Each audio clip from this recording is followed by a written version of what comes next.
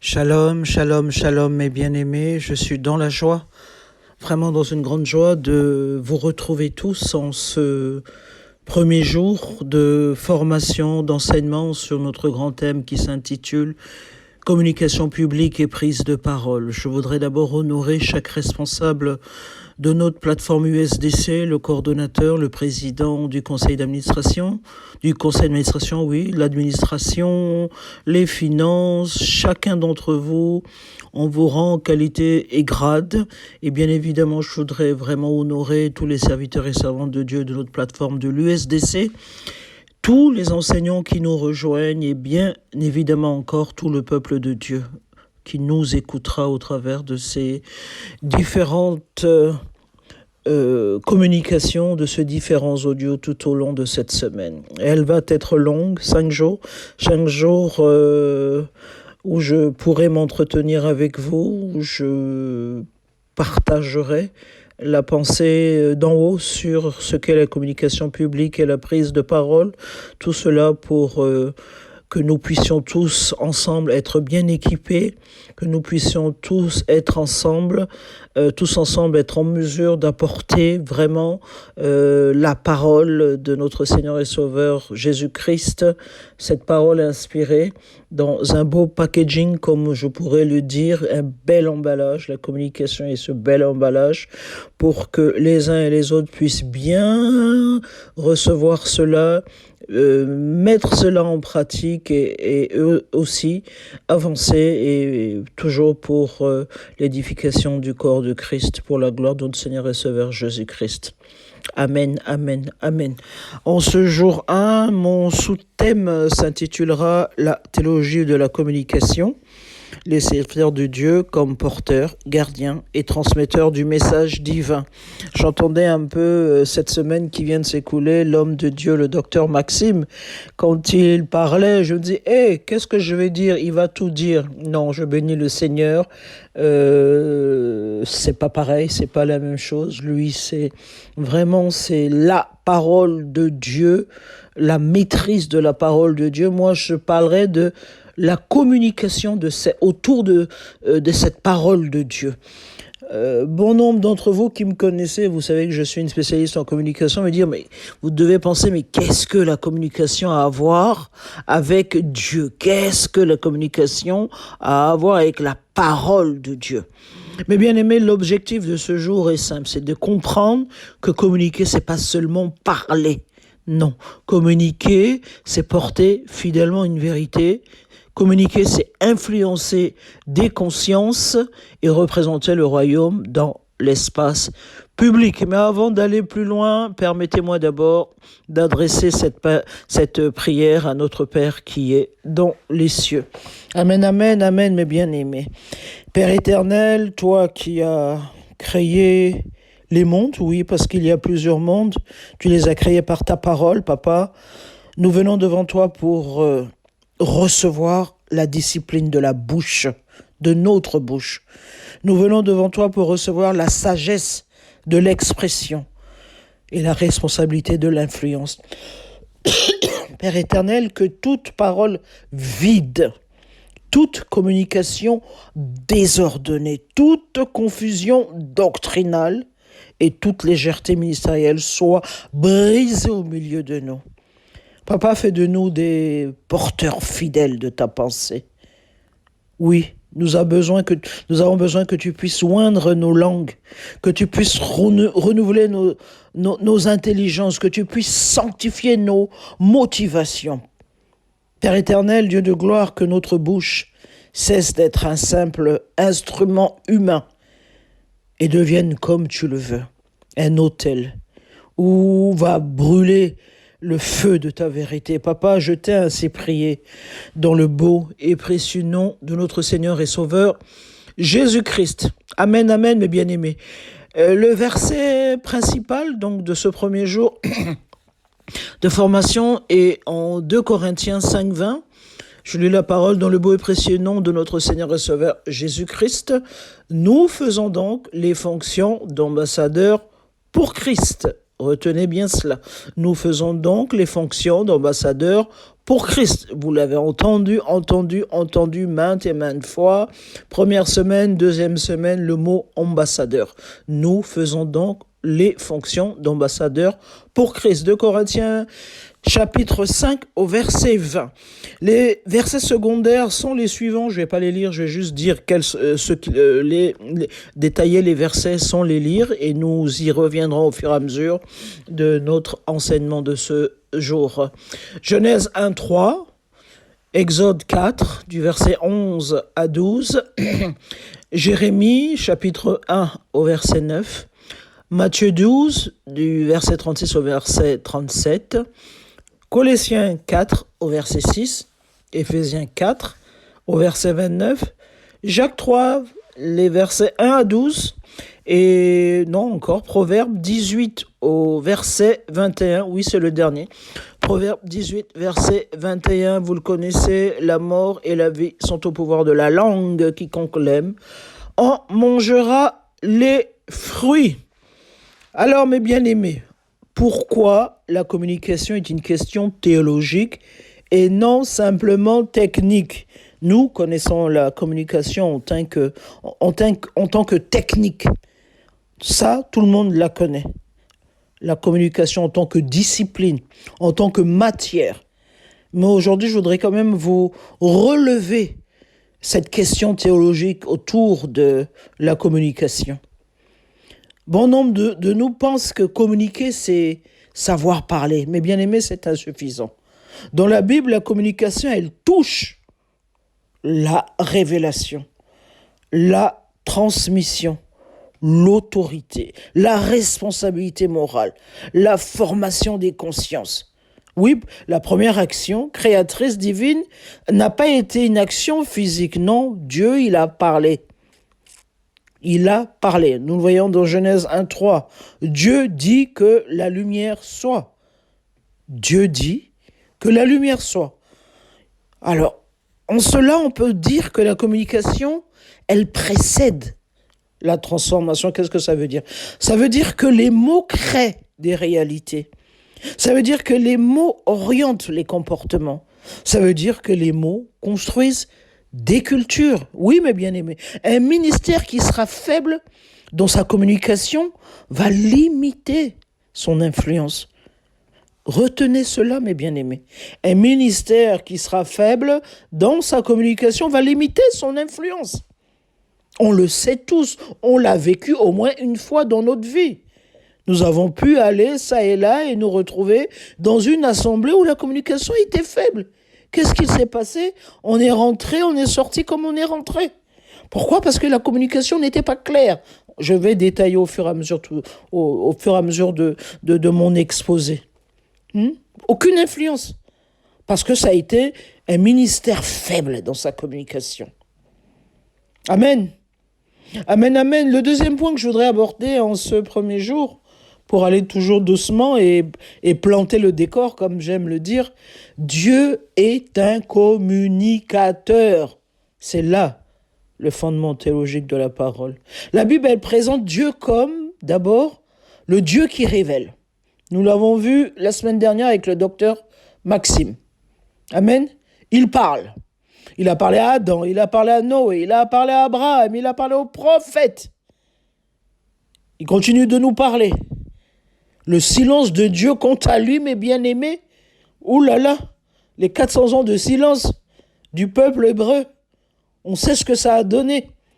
Donc le silence de Dieu produit quant à lui la confusion, les dérives, une désorientation chaotique. Là, on sait que le communicateur chrétien, il va donc participer à la transmission de la révélation. Nous sommes tous des communicateurs. À partir du moment où nous avons la parole à transmettre en tant que chrétien, en tant qu'ouvrier, en tant que serviteur et servante du Dieu vivant, nous sommes des communicateurs. Amen, mes bien-aimés. Dieu transmet progressivement. Dieu, il transmet progressivement. Ce premier communicateur, il transmet sa parole, sa révélation, progressivement. qu'est-ce qu'il fait d'abord? Dieu, il enseigne. Dieu, il enseigne progressivement. Dieu, il enseigne pédagogiquement. Amen. Dieu, il enseigne contextuellement. Amen, amen, je suis dans la joie. Première semaine, l'orateur qui est venu a fait comme Dieu. Il nous a enseigné progressivement, pédagogiquement, contextuellement. Deuxième semaine, l'orateur qui est venu, il nous a enseigné. Comment? Il nous a enseigné progressivement. Il nous a enseigné pédagogiquement. Il nous a enseigné contextuellement. Ils ont suivi l'exemple du Dieu communicateur, le premier communicateur. Nous, on a juste suivi, ils ont juste suivi leur Dieu communicateur. Jésus, il adapte son langage, on l'a vu, et on le voit tout au long de la parole de Dieu, tout au long de la Bible, ce livre si précieux à nos chevets. Il parle aux pécheurs, il parle aux pharisiens, il parle aux foules, il parle aux disciples, et à chaque fois, il ne parle pas de la même manière. Pourquoi? Parce qu'il adapte son langage. Il est en plein dans la communication. Il adapte son langage. Amen. Un bon communicateur adapte sans trahir. Oui, mais bien aimé, un bon communicateur adapte sans trahir. Nous sommes des serviteurs et servantes de Dieu. Est-ce que nous arrivons à adapter sans trahir? Amen. Dieu, il responsabilise sa parole. Nous le voyons dans Matthieu 12, 36. Je vous le dis, au jour du jugement, les hommes rendront compte, etc., de toute parole vaine qu'ils auront proférée, car par tes paroles tu seras justifié, par tes paroles tu seras condamné. Le début de Matthieu 12, 36, je vous le dis, au jour du jugement, les hommes rendront compte. Dieu responsabilise sa parole. Matthieu 12, 36. Amen, amen, mes bien-aimés. Dieu responsabilise sa parole. Alors la communication, elle possède donc une dimension morale, une dimension spirituelle, une dimension eschatologique. Amen, mes bien-aimés. 3 dimensions, morale, spirituelle, eschatologique. Vous comprenez? Ça, c'est comme ça que fonctionne notre Dieu communicateur, le premier communicateur que nous suivons, le modèle. Jésus-Christ, il a adapté son langage. Amen, mes bien-aimés. La communication, elle responsabilise. Amen, mes bien-aimés.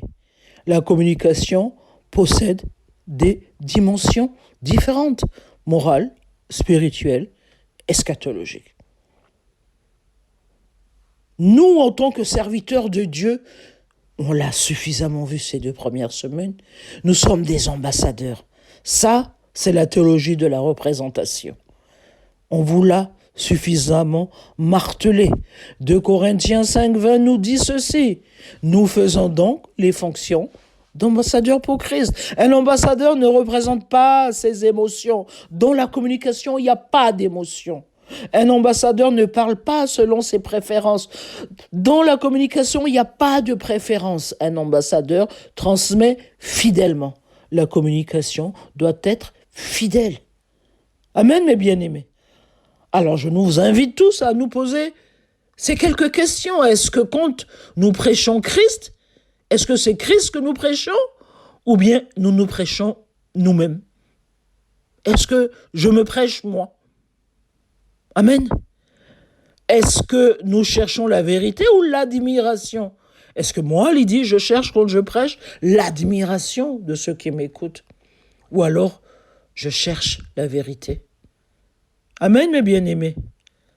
Est-ce que quand nous prêchons, quand nous enseignons, quand nous délivrons, quand nous communiquons la parole de Dieu, est-ce qu'elle produit des disciples ou alors elle produit des admirateurs? Je nous vois, je nous connais. Je nous vois, je nous connais. La ligne est très fine entre disciples et admirateurs. Des disciples admirateurs, pourquoi pas? Mais des admirateurs ne sont pas des disciples. Soyons alors des disciples admirateurs. Mais admirons d'abord le Créateur, Jésus-Christ d'abord. Amen, mes bien-aimés. Le danger de nos jours, c'est de transformer le ministère en plateforme personnelle. On nous l'a répété ces 2 semaines. Transformer le ministère en plateforme personnelle, c'est un danger. C'est un danger, mes bien-aimés. Si nous sommes dedans, sortons de cela. Sortons de cela. Je nous observe, je vois, vous faites la même chose. Si je le fais, c'est que bon nombre d'entre vous aussi ont fait cette remarque, ont fait ce constat, qu'il y a des ministères qui sont plutôt des plateformes personnelles. Amen, mes bien-aimés. La parole, derrière la parole, il y a cette responsabilité spirituelle. Derrière la parole, il y a cette responsabilité spirituelle. Jacques III, il nous enseigne que la langue, elle bénit. Non seulement elle bénit, elle détruit, elle élève, mais elle renverse aussi cette seule langue. Amen, mes bien-aimés. Le communicateur spirituel doit alors gérer son contenu, le contenu de sa communication. Il doit pouvoir le gérer. Amen, le contenu. Ce qui est dit, le ton, comment c'est dit, le timing, quand c'est dit, et l'intention, pourquoi c'est dit. Je le répète, le communicateur spirituel doit gérer 1, le contenu, c'est ce qui est dit. 2, le ton, c'est comment c'est dit. 3, le timing, c'est quand c'est dit. 4, l'intention, pourquoi c'est dit. Un message vrai, mais mal communiqué, il blesse, il divise, il offense, il sépare, il passe pas. Souvenez-vous, je vous ai dit bien plus haut qu'une mauvaise communication n'impacte pas. Une mauvaise communication n'apporte rien. Une mauvaise communication est vide. Il n'y a aucun résultat sur la personne qui l'écoute, qui l'entend. Amen, mes bien-aimés. Amen, amen. Amen. Je vais maintenant vous énumérer 7 péchés de la communication ministérielle. 7. J'en ai trouvé 7 importants. Le premier péché, c'est la recherche de l'admiration. On revient toujours là-dessus. Chercher l'applaudissement plutôt que la transformation. Oh, il est fort, il a bien prêché. On peut le dire. Mais il faut que cette parole nous pénètre et nous transforme. Si cela est, c'est que vraiment c'est un bon communicateur. Il a compris les principes de la communication ministérielle. Un autre péché, c'est la manipulation émotionnelle. Oui, produire des réactions, transformations, c'est la même chose. Le show, on vient faire du show. On vient faire du show. Le plus grand qui pouvait faire le show, là, n'a pas fait de show. Jésus-Christ n'a pas fait le show. Jésus-Christ, tout ce qu'il a eu comme action, comme réaction, tout ce qu'il a posé comme acte, tout ce qu'il a fait avec les disciples, avec la foule, avec le peuple restreint, avec le petit nombre, le grand nombre, ça a produit une transformation. Il y a eu un impact concret. Amen. Le troisième péché, c'est le sensationnalisme. C'est un peu là, on va dire émotion, mais encore sensationnalisme, c'est encore plus fort. Le sensationnalisme, je vous ai parlé d'émotion, mais on va encore plus loin. Le sensationnalisme, parce que ça existe. Dounia, qu'est-ce qu'on n'a pas vu et qu'est-ce qu'on ne voit pas? Le sensationnalisme, c'est exagérer pour impressionner. Prophètes, surtout nous, les prophètes, là. Nous, les prophètes, on exagère pour impressionner. Pas besoin. J'ai cette image de Jésus-Christ qui a fait recourir la vue à l'aveugle. Il a simplement craché dans le sable, dans la terre. Il l'a pris, il l'a mis sur les yeux de l'aveugle. L'aveugle a recouvré la vue. Sensationnalisme, tout, tout kungutianga, craché. et paf, prendre la terre et mettre sur les yeux. Ça, c'est un péché de la communication ministérielle. Ça, c'est du sensationnalisme. Si le Saint-Esprit dit de le faire, gloire à Dieu, mais de toute manière, si ça vient du Saint-Esprit, Kitenia et d'Apé, personne ne dira rien. Yegida, on va approuver. On va dire gloire, honneur et louange soient rendus à notre Seigneur et Sauveur Jésus-Christ. Le quatrième péché de la communication ministérielle, c'est la confusion doctrinale. Nous avons été enseignés la semaine dernière avec le docteur Maxime, je ne vais pas insister là-dessus. C'est parler sans rigueur biblique. Ça, c'est un péché de la communication ministérielle. Attention, quand on vient là, on ne sait pas qui est assis là. C'est parce qu'en général, nous, on est assez polis, on est assez correct. On ne va pas interrompre quelqu'un en pleine prédication, en plein enseignement. Attention. On ne vient pas blaguer le peuple de Dieu. Au milieu du peuple de Dieu, il y en a qui sont attachés à la parole, focalisés sur la parole. Comme les chrétiens des bérets, ils regardent tout à la lumière de la parole. Tout ce qu'on dit, ils regardent, ils étudient, est-ce que c'est biblique, est-ce que c'est contenu dans ce livre de loi. Amen. Amen, mes bien-aimés. Le cinquième péché, c'est la violence verbale dans la communication ministérielle. Je bénis Dieu, je pense qu'on la voit moins en Centrafrique. Mais je sais qu'au début de ma conversion, quand je cherchais ardemment notre Seigneur et Sauveur Jésus-Christ, j'étais à la recherche de tout, donc j'étais un peu nulle part, partout et puis finalement nulle part. Purée, qu'est-ce que j'en ai entendu? Des violences verbales. Les violences verbales, c'est pour humilier publiquement. Attention, moi j'ai été humilié publiquement, mais je bénis Dieu, parce qu'il a, le Dieu qu'on sert là, parce qu'il m'a publiquement justifié. J'ai été humilié publiquement, mais il m'a publiquement justifié. C'est comme ça qu'il fait. Ça, c'est la violence verbale, attention. Ça, c'est un des péchés de la communication ministérielle. Le sixième péché, c'est l'imitation sans identité. C'est copier des styles. Je ne le vois plus, mais je l'ai vu.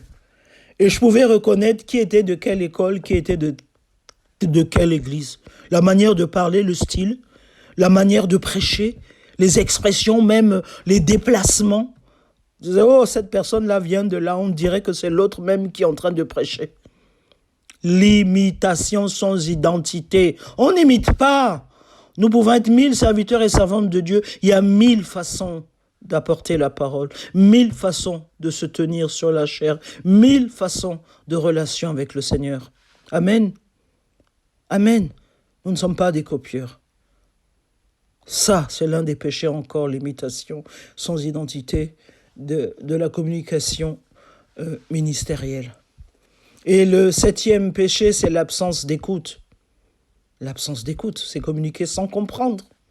L'absence d'écoute, communiquer sans comprendre. Ça existe. Malheureusement, ça existe. Des serviteurs ou servantes de Dieu qui viennent, parlent, on sait qu'ils ne comprennent même pas ce qu'ils disent, parce que c'est incohérent. Ça n'a aucun sens, ça ne veut rien dire. Ça ne veut rien dire. La communication, elle est égale à une crédibilité publique. Quand on vient là, on dit on vient, on communique, on parle, on fait passer un message. Il faut qu'il y ait une crédibilité. Et celle-ci, elle est publique. Parce que quand on communique, ça part, ça sort, ça reste, ça part. La crédibilité, elle repose sur la compétence. Il faut avoir la compétence. La crédibilité, elle repose sur le savoir. Il faut avoir le savoir. Je n'ai pas dit d'aller à l'école et faire bac plus 10. Même CP, on a la compétence. Même CP, on a le savoir. Ça n'a rien à voir avec les études. La crédibilité, elle repose sur la compétence, sur le savoir, sur la cohérence, sur vivre ce qu'on enseigne. Une fois de plus, le docteur Maxime nous en a parlé. Vivre ce qu'on enseigne. Même si je sais que nous tous, Nous sommes toujours dans le processus de transformation. Donc si aujourd'hui nous enseignons que nous ne vivons pas ce que nous enseignons, au fur et à mesure le Seigneur fait en sorte que nous puissions vivre ce que nous enseignons. La crédibilité, elle repose sur le caractère, sur l'intégrité, sur la compassion, sur l'humanité. Là, on devient crédible quand on a toutes ces caractéristiques. Là, il y a une crédibilité. Pourquoi ? Parce que sans crédibilité, mes bien-aimés, la communication, c'est du bruit. Je sais que vous serez comme moi. Je suis allé à une veillée, je suis allé à un programme. Seigneur, sur 1000 passages, peut-être 2, il n'y avait pas de bruit. Tout le reste, c'était du bruit. C'était émotionnel. C'était exagéré, du sensationnel. Et donc, ça passe pas. Tu rentres, tu ressors comme tu es rentré. C'est pas le but, mes bien-aimés. Sans crédibilité, la communication, elle devient du bruit. Jésus, c'est notre modèle suprême de communicateur. Du communicateur. Le communicateur. Le modèle suprême. Jésus-Christ. Qu'est-ce qu'il faisait ? Comment faisait Jésus-Christ ? Jésus-Christ, il nous racontait des histoires. Il utilisait des images, il posait des questions, il écoutait, il adaptait son langage, je vous l'ai dit. Il combinait la vérité, la grâce, la clarté, l'autorité, la puissance. Et ça, c'est Jésus-Christ. Et c'est notre modèle suprême du communicateur. Et nous devons faire comme Jésus-Christ. Amen, mes bien-aimés. Amen, amen. Amen. Jésus-Christ, le modèle suprême. Mais il nous racontait de ces choses, des paraboles. Pauvre, il y a que lui qui pouvait le faire. Mais là, j'ai entendu des paraboles. J'ai entendu la parabole de la vache. La parabole, je crois que c'était de l'engrais. Mais bien aimé, on peut tous parler en parabole, en image. On raconte une histoire, sinon c'est monotone, c'est long. On n'a pas envie de vous écouter, c'est ennuyeux, c'est barbant, il y a tous les qualificatifs. Notre modèle parfait, suprême du communicateur, Jésus-Christ, il racontait des histoires, il posait des questions, il adaptait son langage, il utilisait des images, il écoutait, il combinait l'autorité, la puissance, la grâce, la vérité, la clarté. Amen. Amen, amen, amen. Amen, mes bien-aimés. Amen. Je vous invite, où vous êtes, avant que nous nous retrouvions demain, à lire Moïse dans Exode 4. Moïse, il parlait difficilement. Qu'est-ce que Dieu a fait ? Il l'a équipé. Avec qui ? Josué. Dieu, il ne nie pas la faiblesse, non. Il ne nie pas la faiblesse, ça existe. Quand elle est là, paf, il la comble, il la répare, il emmène quelque chose de plus fort qui vient sur la faiblesse. Il équipe. Amen. Amen, mes bien-aimés. L'onction n'annule pas la préparation. Amen, mes bien-aimés. Alors, sur ce modèle, mes bien-aimés, de tout ce que je viens vous dire, autant de Moïse que tout ce que je viens vous dire, Moïse, oui, essayons de voir nos faiblesses et comment les parer en ayant notre bras droit ou autre chose. Les cas divergent. Je veux nous inviter à évaluer notre communication. Qu'on se pose les questions avant qu'on se retrouve demain. Est-ce que ma communication, elle est claire ? Est-ce que quand je communique, quand je viens, je prêche, j'enseigne, est-ce que je suis structuré ? Est-ce que je suis trop émotionnel ? Est-ce que j'écoute ? Amen. Je vais nous inviter à identifier nos forces, nos faiblesses. Et avec un exercice tout simple, mettons-nous devant un miroir ou devant quelqu'un, notre femme, notre mari, notre fils, notre compagnon du ministère. Et essayons par exemple, en 2 minutes, de présenter notre appel. Et au fur et à mesure, on voit nos lacunes, on voit nos fautes et on se corrige. Amen. Amen. Et par-dessus tout, demandons au Saint-Esprit quels aspects de notre bouche doivent être sanctifiés. Parce que notre bouche, là, c'est quelque chose aussi. Hein. Mais, vous le savez, nous avons tous cette bonne nouvelle.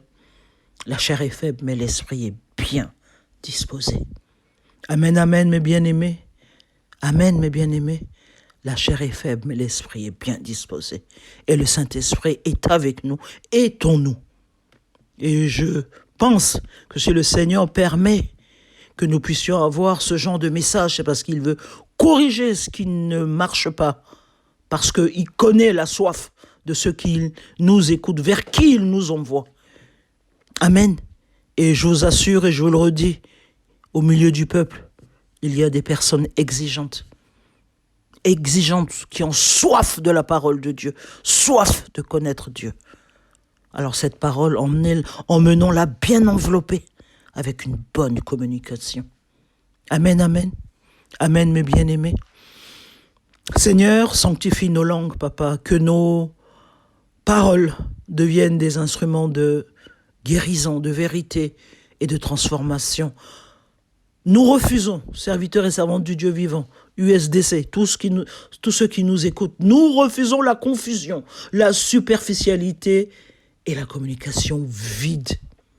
Père, fais de nous des ambassadeurs fidèles, que nos voix portent la vérité, que nos mots portent la vie et que notre influence glorifie ton nom.